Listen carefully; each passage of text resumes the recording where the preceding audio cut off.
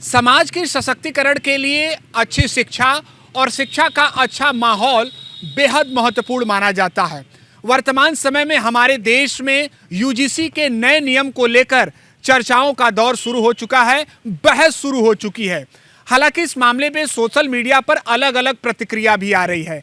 हम इस समय वाराणसी के प्रतिष्ठित संपूर्णानंद संस्कृत विश्वविद्यालय में हैं और हमारे साथ यहाँ पर जो छात्र मौजूद हैं, हम उनसे भी बात करने का प्रयास करेंगे। कुछ अतिथि अध्यापक भी हैं, हम उनसे भी बात करने का प्रयास करेंगे कि और जानेंगे कि इस नए यूजीसी के नियम को लेकर उनका क्या कुछ कहना है। आपने इस गाइडलाइन को देखा होगा, पढ़ा होगा, आपको लगता है कि सब कुछ इसमें ठीक है? अपना नाम बता दीजिए। मेरा नाम विकास मिश्रा है। विकास जी, हाँ। जी, सब कुछ तो ठीक नहीं, लेकिन कुछ हद तक बहुत काफ़ी सही है। काफी सही है। काफ़ी सही, ऐसा होना भी चाहिए, क्योंकि हमारे आज भी कई विश्वविद्यालय में ऐसे भी छात्र हैं जो इनका कुछ, सभी तो लोग तो नहीं कर रहे हैं, लेकिन कुछ ऐसे भी लोग हैं, ऐसे भी छात्र हैं कि जो कि उनको उनके नामों से, जातियों के आधार पर उनको अलग रखते हैं। ऐसी गाइडलाइन होनी चाहिए। देखिए, इन्होंने बात कही तो हम आपसे फिर बता दें कि किसी तरह से जातीय भेदभाव को रोकना इसका उद्देश्य है, लेकिन जो भी नियम बनाए गए हैं क्या ये उसमें सही रूप में व्यवस्थित होंगे, ये देखना होगा और इसी को लेकर हम चर्चा कर रहे हैं। आपको लगता है कि यूजीसी के जो नए नियम आए हैं पूर्व नियम की तुलना में ये बेहतर हैं? अब बनाए गए हैं तो बेहतर हैं ही, लेकिन सबसे बड़ी बात है कि संस्कृत विश्वविद्यालय के लिए शुरू से संस्कृत का विश्वविद्यालय रहा है और यहाँ कोई ऐसा हम लोग में दूसरा व्यक्ति, यहाँ कोई ऐसी विषय नहीं आया, वो बात ठीक है। पूर्व के दो ऐसे चर्चित मामले रहे जिनके आधार पर ये गाइडलाइन तय की गई है, वो बात सच है। लेकिन आपको क्या लगता है, क्योंकि इसमें कुछ ऐसी चीजें जिसको लेकर सोशल मीडिया पर चर्चा हो रही है? हाँ, तो दूसरे विश्वविद्यालयों में संस्कृत, आप इस विश्वविद्यालय को छोड़ के दूसरे विश्वविद्यालय में जो स्थिति है वो स्थिति में थोड़ी गंभीरता आई है। लोगों में ये चीज़ें का आजकल पोस्ट जैसे चल रहा है उसमें देखने को मिल रहा है कि वहाँ समस्या है। चलिए, आपका नाम? मैं रोहित मिश्र। रोहित मिश्रा जी हमारे साथ हैं। आप यहाँ पर छात्र हैं? जी हाँ जी, मैं छात्र हूँ, शोधक छात्र हूँ। अच्छा, 100 छात्र हैं। आपने पढ़ा होगा यूजीसी की पूरी गाइडलाइन, खूब बहस हो रही है सोशल मीडिया पर। एक तरीके से एक बात तो अब ये भी उठ रही है कि कहीं न कहीं इस गाइडलाइन में सवर्ण हितों को ध्यान में नहीं रखा गया है। आप भी मानते हैं? देखिए, इसको पूरी तरीके से काला कानून कहना चाहिए। ये SC ST एक्ट से ज़्यादा भयंकर कानून आया है सवर्णों के लिए, सवर्णों को मारने के लिए है। सवर्णों की बहन कह दें कि स्त्रियों के लिए जो है जितना नकारात्मक ये प्रभाव डालेगा उतना कोई आज तक संविधान नहीं आया है। अंग्रेजों से ज़्यादा ये जो है हमारे ऊपर जो है कह दें कि अत्याचार करने वाला ये कानून है। आप ये कैसे कह सकते हैं, जरा आपको बता रहा हूँ। देखिए, निश्चित रूप से जब आप हमें कहते हैं, मैंने आपसे पूछा कि आपकी क्या जाति है, मैंने आपसे पूछा कौन से धर्म से आप आए हैं, नहीं पूछा। आप एक ही जगह में, एक ही छात्रावास में हम सब लोग मिल करके रहते हैं, कभी मैंने किसी से नहीं पूछा। मैं धोती पहनता हूं, लेकिन उसके बाद भी आप ये जानते हैं कि आरक्षण के तौर पर सबको जो है हॉस्टल दिया जाता है, उनको अधिक स्थान दिया जाता है, फिर भी कभी ऐसा कोई विवाद हुआ ही नहीं। जानबूझ करके आप विवाद बढ़ाना चाह रहे हैं। और जो है अब चिंतन करिए कि मैं और जो है हम दो मित्र बैठ कर के आपस में चर्चा करते हैं, अध्ययन करते हैं। अब वो जा कर के कुछ हम, हो सकता है मैं उससे जो है पढ़ने में ठीक हूँ, उसको मेरी बात ठीक नहीं लगी, मनमुटाव हो गया है ना, मनमुटाव हुआ, वो जाकर के शिकायत करेगा। ऑनलाइन पे शिकायत कर सकता है, ऑफलाइन कर सकता है। 24 घंटे के अंदर समिति बैठनी चाहिए, उसी के माध्यम से, है ना। उसके लिए हेल्पलाइन नंबर आपको देना होगा। 24 घंटे के अंदर समिति बैठेगी। समिति में लोग कौन होंगे? आप जो है पिछड़े वर्ग के लोग होंगे, SC ST होंगे, महिलाएं होंगी, दिव्यांग होंगे। सवर्ण कहाँ हैं? यदि एक शब्द आप जोड़ देते कि सवर्ण का भी एक व्यक्ति उसमें रहेगा तो क्या आपका बिगड़ जाता, लेकिन आपने वो नहीं जोड़ा है। अत्याचार किसके ऊपर करना है? 100% मतदान हम सवर्ण करते हैं बीजेपी को, लेकिन अत्याचार किसके साथ, दोहन किसका होगा? और जो बिल्कुल आपको वोटिंग में जो है मतलब कह दें कि घिसे पिटे लोग वोटिंग करते हैं, उनके लिए इतना करते हो आप। ठीक है रोहित, एक विषय और भी है कि पूर्व में ऐसे मामले देश में सामने आए जिसके आधार पर यह कहा गया कि कास्ट डिस्क्रिमिनेशन को रोकने के लिए ये नियम लाए गए हैं। बिल्कुल, रोहित वेमुला का आप देना चाहते हैं, चिंतन करिएगा कि यदि कुछ ऐसे आप विषय लेकर के आते हैं, फिर हुआ क्या? अपराध वो साबित हुआ नहीं। इसी को लेकर के आपने ये आधार बना लिया कि यदि जो है दोष साबित भी नहीं होता है तो भी जिसने शिकायत किया उसकी शिकायत मान ली जाएगी, उसको दोषी मान लिया जाएगा। जिसके विरुद्ध ये कार्रवाई की जा रही है, जिसके प्रति वो शिकायत की गई, उसको जो है दोषी मान लिया आपने और उसके ऊपर कार्रवाई हुई। और कदाचित भविष्य में यदि वो निर्दोष साबित भी होता है उस समिति के द्वारा, जहाँ पर जो है उसके वर्ग के लोग ही नहीं है, उस समिति के द्वारा यदि वो निर्दोष साबित होता है तब भी उस व्यक्ति के खिलाफ जो कोई कार्रवाई नहीं होने वाली है। अब ये कहाँ तक ठीक है? चलिए और लोगों से भी चर्चा करना आवश्यक है।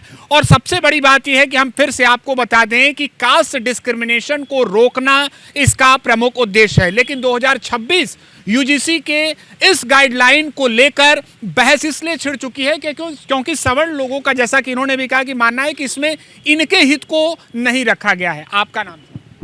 मेरा नाम डॉक्टर अजय मिश्र है। अच्छा अजय जी, ये बताइए कि आप कैसे देखते हैं इस गाइडलाइन को?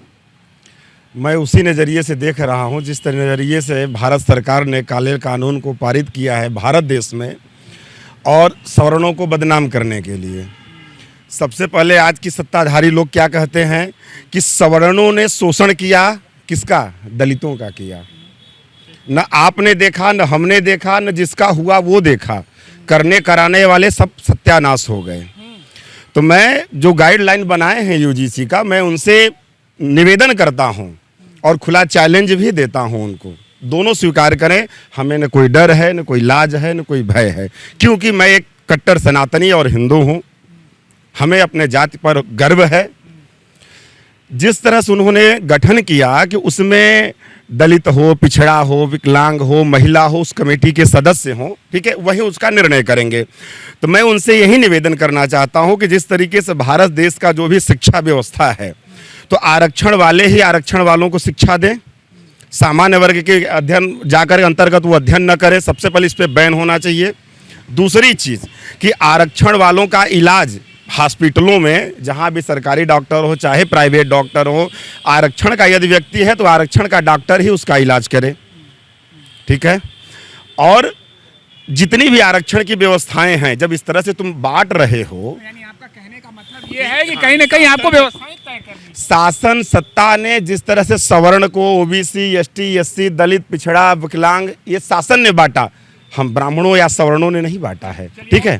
लेकिन सुनिए, ये जन संदेश जाना चाहिए माननीय प्रधानमंत्री जी तक कि आरक्षण वालों का इलाज, आरक्षण वालों की शिक्षा, आरक्षण वालों की सुरक्षा व्यवस्था, जिस तरह से आपने कानून आप पारित करते जा रहे हैं, तो वो उनको दीजिए। और सामान्य सवर्ण गठन भी होना चाहिए। हम लोग भी भारतीय हैं, हम लोग का भी अधिकार है, और सवर्ण गठन करके सवर्ण के लिए भी सुरक्षा व्यवस्था, शिक्षा की आवश्यकता है। यही बहस लगातार जारी है। इनके द्वारा ये कहा गया है कि आखिर में इस पूरे गाइडलाइन में एक कैटेगरी के लिए भी क्यों नहीं सोचा गया। इनका कहना यह है कि अगर कोई छात्र को प्रताड़ित किया जाता है तो वो सबसे पहले छात्र होगा, न कि किसी जाति का होगा।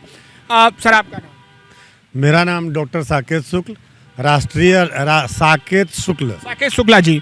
आप? हाँ ठीक है। शुक्ला जी, ये बताइए कि आपका क्या विचार है? क्या लगता है कि इसमें भी एक हित का एक विचार है कि जिस तरह से आरएसएस और बीजेपी के लोगों ने आज़ादी के लड़ाई के समय देश को बांटने का काम किया जिन्ना के साथ मिल करके, ये देश जो बटा आज़ादी के समय दो भागों में, पाकिस्तान और हिंदुस्तान, उसमें जिन्ना पहला जो अंग्रेजों का जो दलाल था और आरएसएस के लोग जो दलाल थे, उन लोगों ने देश को हिंदू और मुस्लिम करके दो भागों में बांटा। उसके बाद इस देश में फिर देश को तोड़ने की एक साजिश चल रही है। देश में 50 साल तक अगर भाजपा की सरकार नहीं आई थी, उसके पीछे उस समय की जनरेशन यह जानती थी कि यह देश के दलाल हैं और देश को इन लोगों ने तोड़ा है। इसलिए उस काल तक के जो जनता थी, उस तरह की जो जनरेशन थी, इसलिए उनको सत्ता में नहीं आने दिया। जब ये सत्ता में आए हैं तब इनका असली चीज़ पता चलने लगा है। अब पहले तो ये जातियों में बांटते थे देश को, अब भाई भाई में और मित्रों को बांट रहे हैं। हम जब इस यूनिवर्सिटी कॉलेज में पढ़ने आते हैं तो वहाँ पे जो हमारी मित्रता होती है, मान लीजिए संपूर्णानंद संस्कृत विश्वविद्यालय में 3000 विद्यार्थी प्रत्येक वर्ष आते हैं और निकलते हैं।